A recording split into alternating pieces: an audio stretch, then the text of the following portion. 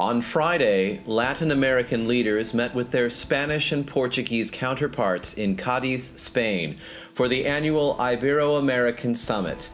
The main topic on the agenda was Europe's desire to enroll Latin American nations into helping Europe overcome its economic maladies.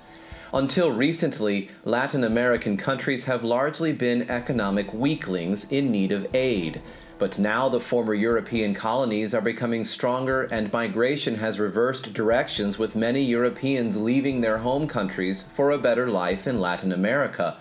The economic downturn in both the Eurozone and in the U.S. has decreased demand for goods from Latin American countries, but the European states are determined to reverse course with help from Latin American nations and by making strides toward unification among themselves. Decades ago, world educator Herbert W. Armstrong predicted both of these trends. As early as May 1962, the Plain Truth magazine issued this warning: Germany's plans in South America were temporarily halted by its defeat in World War II. South America will be conquered by business agents, not by guns. Quoting T.H. Taten's Germany's Plot with the Kremlin, Herbert Armstrong knew far in advance that communism would fail to entice the Latinos and that British and American influence would dwindle.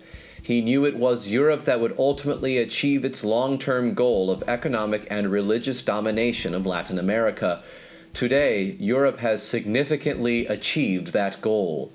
At the summit on Friday, Spanish Foreign Minister José Manuel García Magallo explained the other facet of the solution to Europe's problems. The European crisis is not an economic crisis, but a political one. If we compare our public debts to those of the U.S., ours are better. But the investors prefer to invest in the U.S. and not the Eurozone because they don't trust our will to stay together in Europe. The foreign minister's assessment is eerily similar to a forecast Mr. Armstrong made in 1984. He wrote that a massive banking crisis in America could suddenly result in triggering European nations to unite as a new world power larger than either the Soviet Union or the U.S. Coworker letter, July 22, 1984. The U.S. has already suffered a banking crisis to some extent, and the EU sees that political union among its members is the remedy for Europe's economic trouble, as evidenced by García Magallo's statements on Friday. Expect Europe to continue making inroads into its former Latin American colonies and to maintain its quest for unification. To understand more about Mr. Armstrong's predictions and the speed with which they are coming to pass, read He Was Right.